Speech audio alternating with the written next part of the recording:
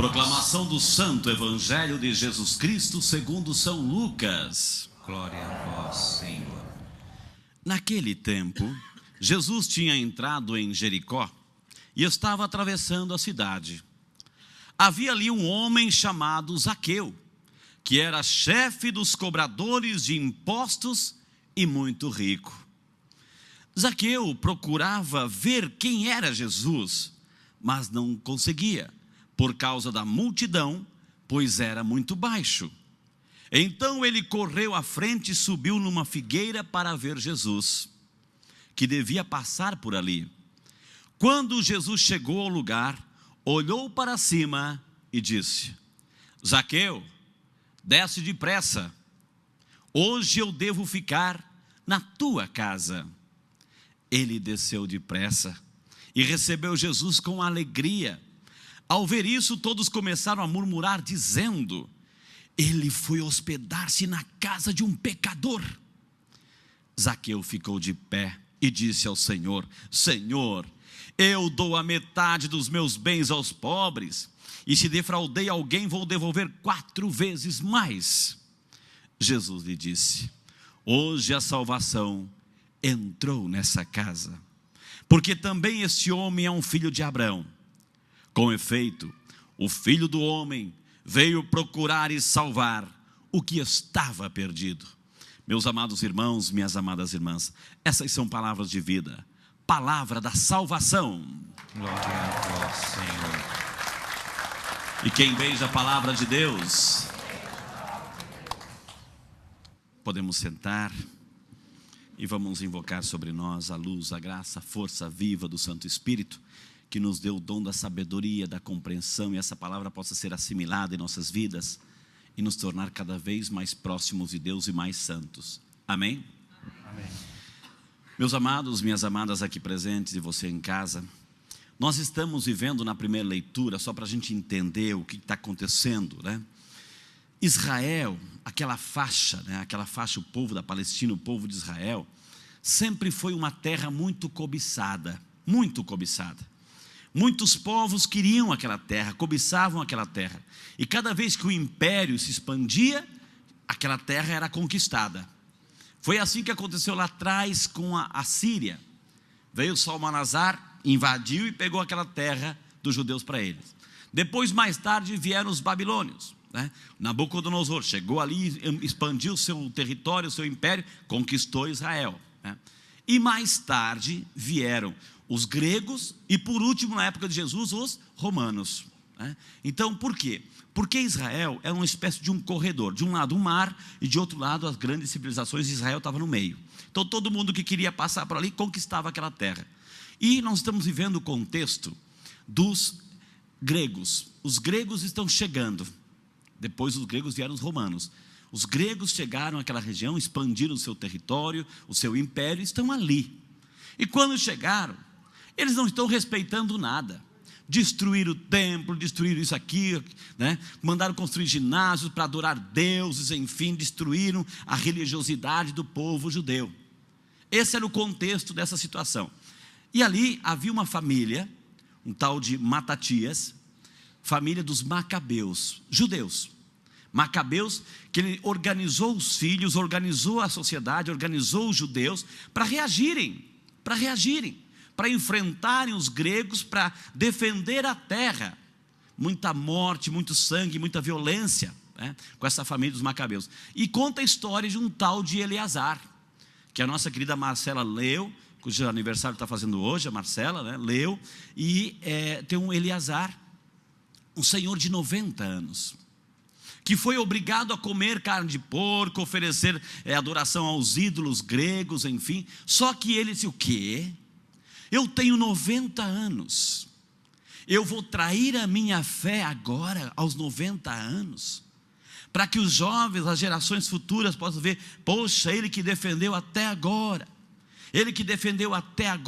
as leis, a religiosidade, a espiritualidade, agora no final da vida, por causa de uma ameaça, ele vai trair a fé. Eu não vou trair a minha fé, eu não vou trair a minha religiosidade, eu não vou trair o meu Deus, eu não vou comer carne oferecida aos deuses pagãos, eu não vou. Gente, isso é bonito. Ele morreu. Eleazar, com 90 anos, morreu. Mas que testemunho bonito que ele deu, gente. Eu queria que os câmeras mostrassem as pessoas aqui de cabelo branco, né? Tem muitas pessoas de cabelinho branco. Tem uns que dão uma pintadinha, né? Mas assim não importa, né? Mas mostra os cabelos branquinhos assim. Ou seja, a vida continua para todos nós. A vida passa para todos nós. Imagine se nós, depois de vivermos a nossa fé, a nossa espiritualidade, é tão bonito quando a gente vê uma pessoa de cabelo branco, com uma história de vida, com uma decência. É tão bonito, porque, puxa, inspira. Olha aquele vovozinho lá, olha aquela vovozinha lá, cabelinho branquinho, mas assim, com uma história de vida linda, com uma história de vida formidável, que inspira outras gerações, que é um exemplo, um testemunho, que as pessoas podem citar. Olha, aquele homem é exemplo de fé, aquela mulher é exemplo de fé, porque a vida foi dando essa maturidade. É a história de Eleazar.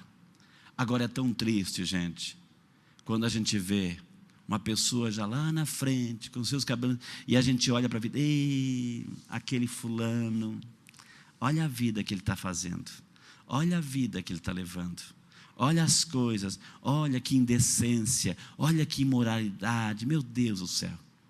Acho que se tem alguma coisa que a gente tem que preservar, é o nosso nome.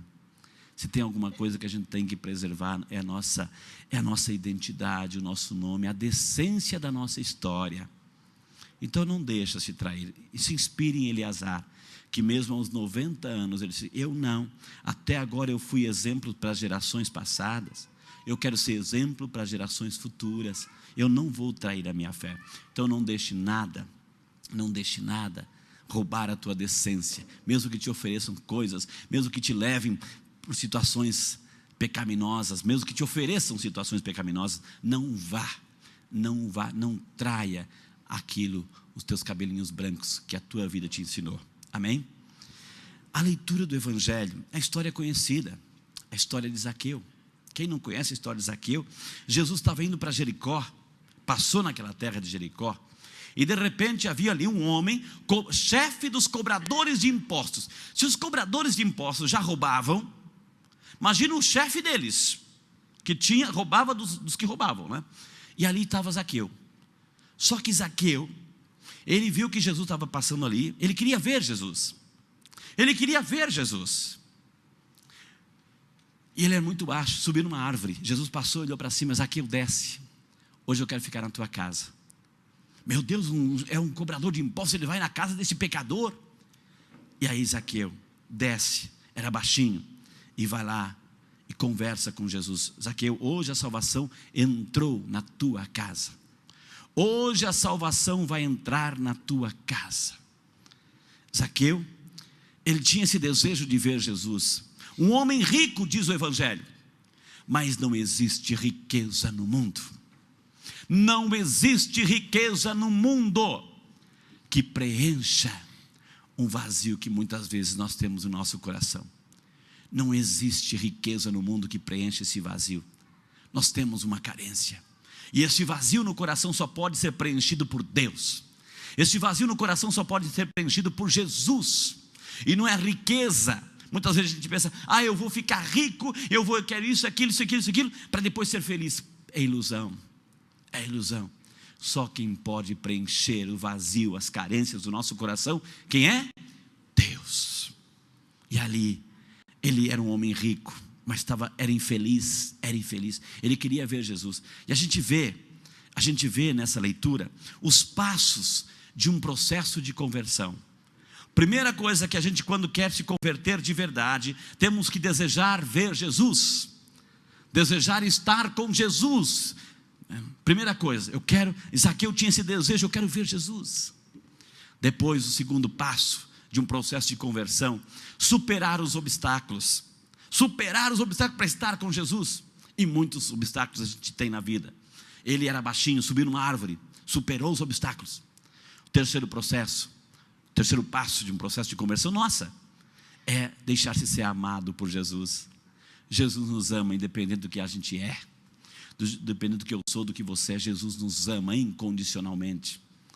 Zaqueu, desce, hoje eu vou ficar na tua casa. Nossa, aquele homem vazio, interior, rico, ele se sente amado, talvez pela primeira vez na sua vida, se sente amado e acolhido.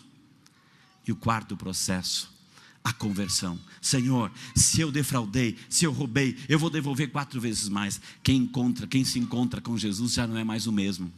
Já não pode viver mais na escuridão, já não pode viver mais no pecado, porque sente esse desejo de mudar de vida. Coloque a mãozinha no teu coração hoje. Coloque a mãozinha no teu coração. E vamos pedir essa graça. Vamos rezar um pouquinho com essa leitura.